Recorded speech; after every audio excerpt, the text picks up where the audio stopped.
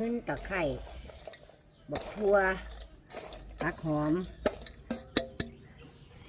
เรียบร้อยยาสิคนแม่คนใดบ่ล่ะข้าวคั่วยังไม่ทันได้ใส่เลยนี่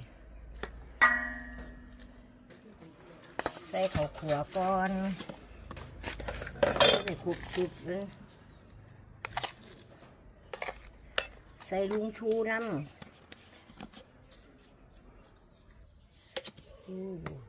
เอาบุครบแล้วไปแล้วค่อยจะชิมเห็นเขากันดีๆก่อนพริกผงใส่แล้วดิกับป่นปลาดิใส่ยังอีกพริกผงก็ใส่ป่นปลาใส่แล้วป่นปลาให้เรียบร้อยแล้วนี่กินเบิดบ่ละพี่น้องจะซ้ำหมดไงเลยเขากันดีๆก่อนเอาน้ำปลาลวกห่อนๆลวงๆเลยแบบนี้เพื่อเป็นจะเสียบใช่ปะลุงชูฟอบเนาะลุงชู